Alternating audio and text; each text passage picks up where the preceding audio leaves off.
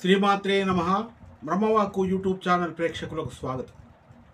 ఈనాడు కులము మతము అనేటటువంటిది వేళ్ళూనుకొని అనేక సమస్యలకు దారితీస్తూ ఉంది.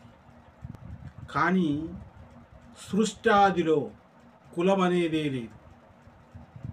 మరి కులము మతము జాతి ఎలా ఏర్పడింది అనే విషయాలను తెలియజేసినటువంటి మహానుభావులు ఎందరో ఉన్నారు.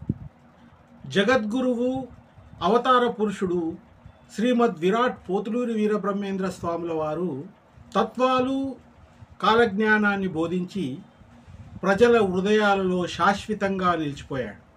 రాబోయే విపత్తులను తెలిపినటువంటి దీర్ఘదర్శి శ్రీ వీరబ్రహ్మేంద్ర స్వామి వారి గంటము నుండి కాలజ్ఞానమే కాక కాళికాంబా సప్తశతి అని 700 పద్యాలు వ్రాయడం జరిగింది.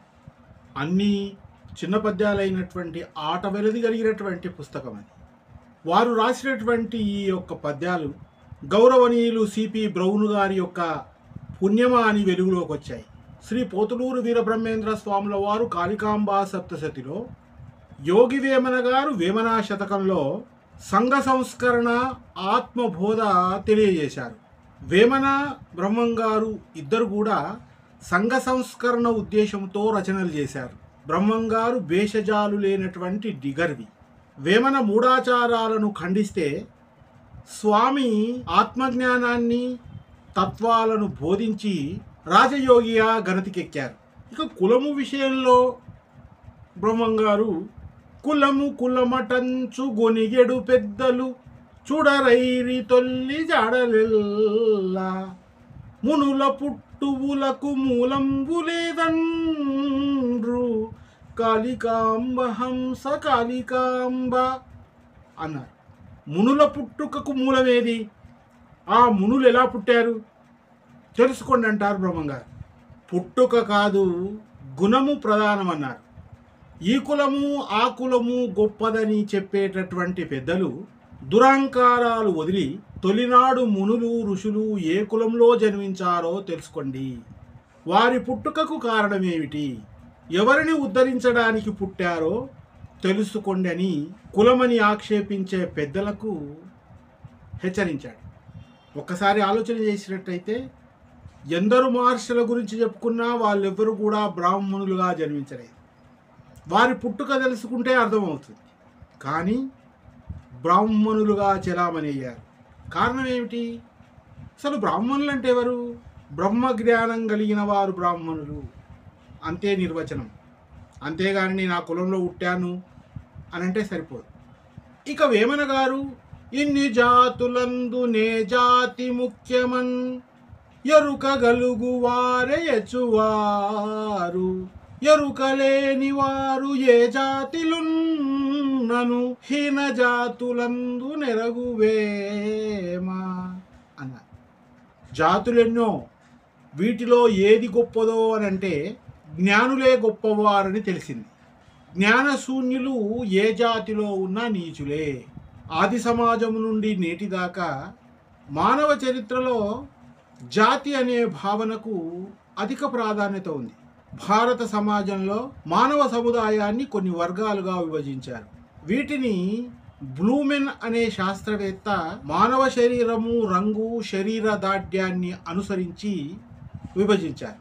సరే, మనుస్మృతిలో బ్రాహ్మణ వైశ్య క్షత్రియ శూద్ర అని బ్రహ్మ నుండి పుట్టినవారు అని తెలియజేశారు. కానీ నిజంగా మనువే రాశాడా, తర్వాతి వారు తమ స్వప్రయోజనాల కోసము కల్పించి మార్పు చేశారో తెలియదు. కానీ భగవంతుడి దృష్టిలో అందరూ సమానులే.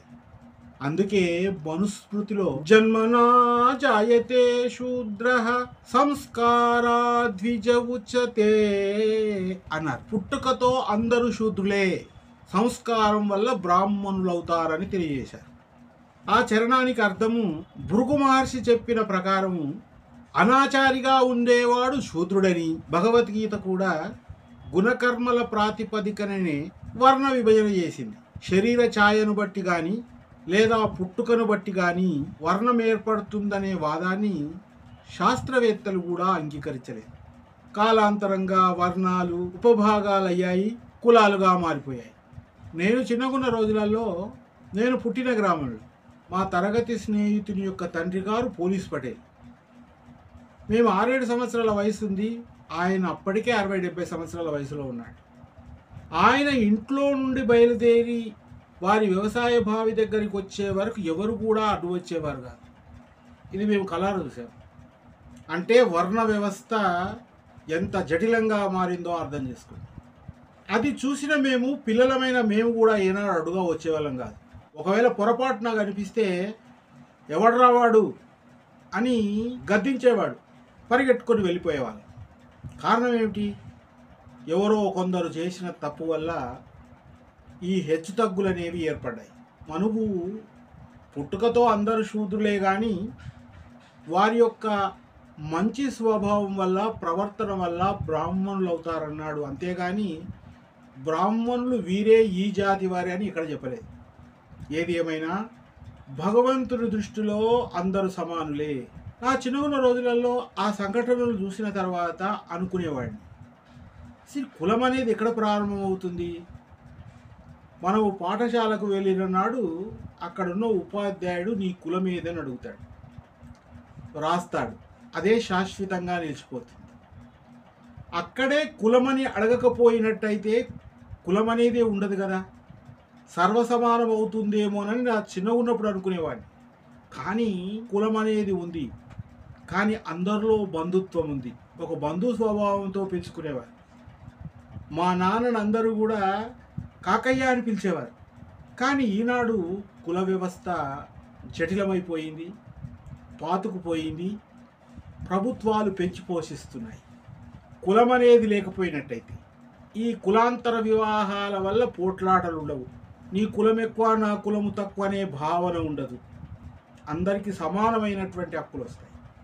అందుకే కులం అనే పదము పాఠశాలలో అడగకుండా, ఎక్కడ కులం అనే మాటను ప్రస్తావించకుండా, ఎవరు బీదవారైతే వాళ్ళకు సహాయం చేసి, ప్రభుత్వాలు వాళ్లకు ఆపన్న హస్తం అందించి ఆదుకోవాలన్నదే భావన. 17వ శతాబ్దంలో ఉన్నటువంటి ఆ మహానుభావులు కుల వ్యవస్థను నిరసించారు. గుణం గలవాడే బ్రాహ్మణుడు అన్నారు. అంటే బ్రాహ్మణుడు కావాలంటే మంచి గుణాలు కలిగి ఉండాలి, మంచి ప్రవర్తన కలిగి ఉండాలని తెలియజేశారు.